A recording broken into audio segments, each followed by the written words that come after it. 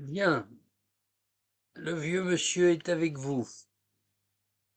Alors, chers amis, avant de répondre aux questions que Xian Hong, mon ami Xian Hong a bien voulu me communiquer, je voudrais d'abord vous remercier. Je voudrais vous dire que je suis très heureux et très ému que vous ayez souhaité, à l'occasion de mon 80e anniversaire, m'envoyer ainsi une demande de petites conversations ou de petits enregistrements qui me permettent d'être avec vous.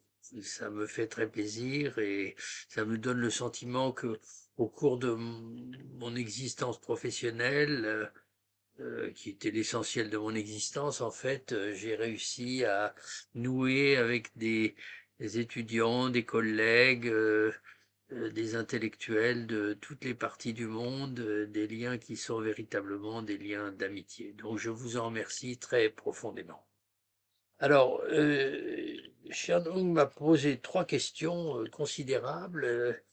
Et évidemment, il n'est pas question de faire un long discours à propos de chacune d'entre elles, mais je vais quand même essayer d'y répondre au moins dans le principe. Et pour commencer, je vais vous les relire.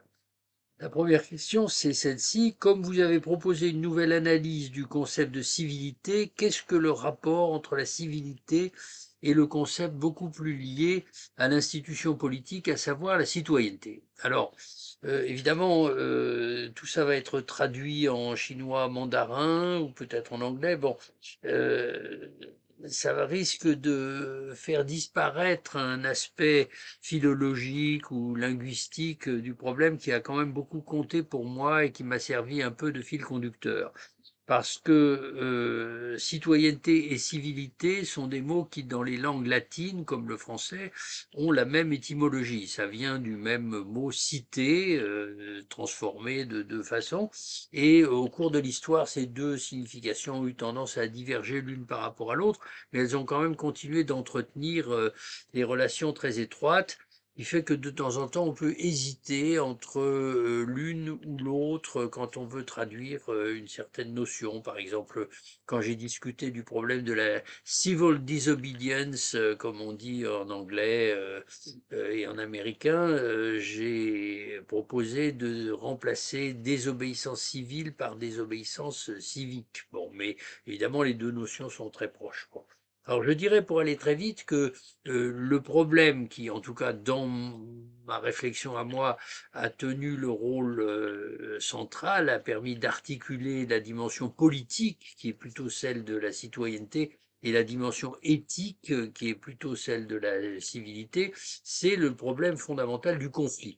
Et particulièrement, et donc évidemment à la fois sa fonction politique, par exemple chez Marx, la lutte des classes est la forme fondamentale du conflit qui fait avancer l'histoire, mais aussi d'autre part, évidemment, la question du rapport que le conflit entretient avec la violence.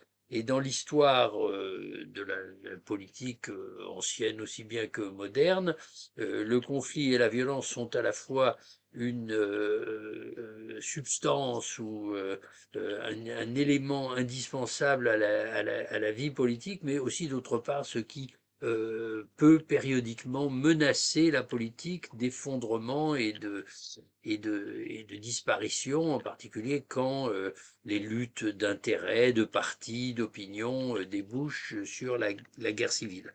Donc ce que j'ai voulu expliquer, c'est que la politique est quelque chose de précaire, fondamentalement, parce que d'un côté, il faut développer le conflit, en particulier le conflit démocratique. J'ai dit qu'il y avait trois grands aspects de la démocratie qui sont la représentation, la participation ou la démocratie directe et le conflit ou la lutte. Il faut développer cet aspect de la démocratie pour faire exister la politique.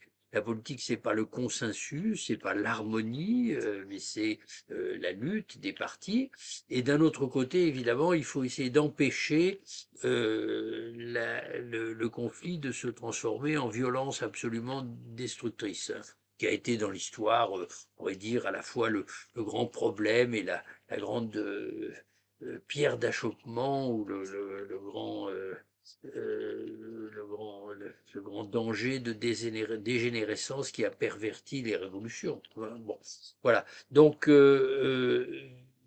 articuler la citoyenneté et la civilité, c'est comme essayer de tenir ensemble les deux termes d'une unité de contraire qui est constitutive de la politique. Je sais bien que tout ça est un petit peu abstrait, mais on pourrait essayer de l'illustrer évidemment par des exemples concrets. Et celui de la révolution auquel je faisais allusion à l'instant est particulièrement important à mes yeux pour toutes sortes de raisons, parce que je suis un vieux marxiste, parce que j'ai toute ma vie pensé, sinon rêvé de la révolution communiste, et que évidemment la dégénérescence du conflit en guerre civile est une chose qui a fait sombrer beaucoup de révolutions dans l'histoire. Alors ensuite, nous avons la deuxième question qui justement traite du marxisme et que je vous relis. Vous êtes bien connu pour renouveler le marxisme en France, pour avoir renouvelé le marxisme en France depuis des décennies. Bon, pas tout seul, hein. Bon, enfin, j'ai participé effectivement à un mouvement de rénovation et de relance du marxisme sur des bases critiques dans les années 60, 70 et au-delà. Comment pourrions-nous continuer à développer le marxisme pour confronter les phénomènes plus récents du capitalisme, par exemple l'ubérisation de la société et la conservation de la nature? Alors évidemment, ce sont deux exemples très importants et en même temps, je crois qu'ils nous emmènent dans des directions assez différentes. Bon. Pour provoquer un peu mes auditeurs et mes lecteurs, il y a quelque temps, on me posait cette même question dans le cadre d'une enquête du journal L'Humanité, qui est le journal traditionnel du communisme français, et j'ai répondu, eh bien la seule façon de se servir du marxisme aujourd'hui, c'est de le refondre, de le refaire intégralement. Il faut tout changer. Bon. Et j'ai pris une métaphore qui est classique, celle du couteau dont on a changé d'abord la lame et ensuite le manche, et qui néanmoins continue d'être un couteau. Bon, alors dans le cas du marxisme, ça veut dire que même si on change tout, on conserve d'une certaine façon l'essentiel, qui est le problème auquel Marx s'est affronté, le problème de la structure sociale et économique du capitalisme. Et évidemment, le capitalisme ne cesse d'évoluer. Mais il y a quelque chose qui reste quand même invariant d'une certaine façon, c'est d'une part la tendance du capitalisme à transformer tous les biens et tous les services, toutes les activités humaines en marchandises, hein, dotées d'une valeur d'échange, et d'autre part le fait que l'accumulation de la valeur repose sur l'exploitation du travail et peut-être plus généralement de toute une série d'autres activités. Donc la vie en particulier sous la forme de la santé et de la médecine. C'est pourquoi on vient de le voir on est en train de le voir dans la pandémie du Covid-19. Bon, c'est pourquoi je dirais que on a toujours besoin du marxisme si on pense d'une part que la question de la transformation des activités humaines en marchandises est la question de civilisation en quelque sorte fondamentale, et d'autre part que toutes les formes de l'accumulation et du développement économique que nous connaissons reposent sur l'exploitation du travail. Bon. Alors l'ubérisation, évidemment, c'est une forme d'exploitation nouvelle qui à certains égards est révolutionnaire parce qu'elle s'appuie sur des technologies informatiques et des formes d'organisation du capitalisme, de plateformes qui sont le dernier cri, on pourrait dire, de la technologie moderne, mais qui à certains égards nous ramènent à des formes d'exploitation très anciennes dans laquelle les ouvriers ne sont pas salariés, mais sont en quelque sorte les sous-traitants du capital. Marx avait décrit ça comme une forme de transition vers le capitalisme industriel. Eh bien, ça ressurgit en quelque sorte au-delà du capitalisme industriel, et on voit que ça s'accompagne de formes d'exploitation particulièrement violentes et difficiles à soutenir. Quant à la question de la conservation de la nature, c'est une toute autre question. Là, on ne peut pas se contenter du marxisme classique, même si Marx a dit quelque part que le capital épuise à la fois la force de travail et les ressources terrestres.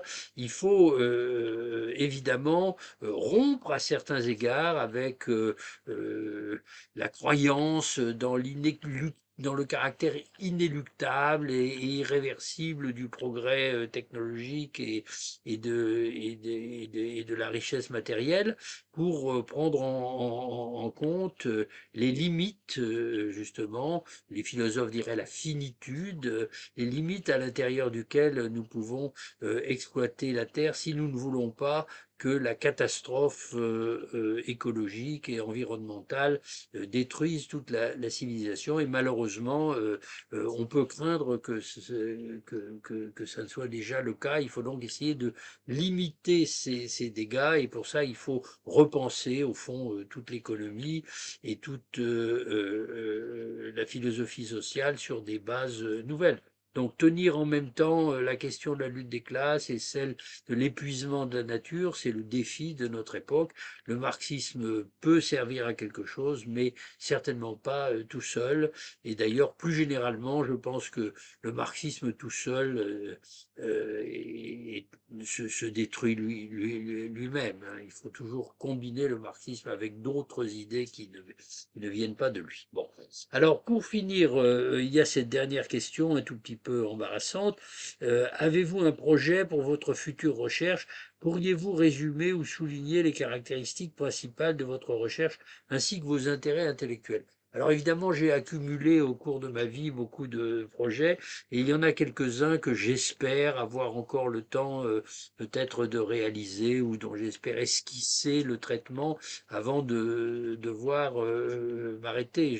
J'aimerais bien développer la problématique des différences anthropologiques dont j'ai parlé dans mon livre Citoyen Sujet, en anglais Citizen Subject. J'aimerais bien travailler sur la question de la mort, parce que Spinoza a dit quelque part que le philosophe ne s'intéresse pas à la mort, mais évidemment ce n'est pas vrai. Bon, et c'est un terrain sur lequel j'aimerais aussi essayer de confronter des pensées occidentales avec des pensées orientales, comme l'a un peu fait Freud dans certains de ses textes, bien qu'il n'ait mais l'actualité vient toujours m'empêcher de me lancer dans ces recherches, parce qu'au fond, comme mon maître Althusser, je pense que le philosophe doit penser non seulement dans une situation déterminée, ça c'était le mot de Sartre, mais sous la conjoncture et les contraintes de la conjoncture. Bon. Et en ce moment, en Europe, évidemment, au moment où je vous parle, la conjoncture est terrible. C'est le déclenchement d'une guerre de plus en plus meurtrière et même inhumaine, sauvage, en Ukraine, à la suite de l'invasion du pays par les forces russes, bon, par le régime actuel de la Russie.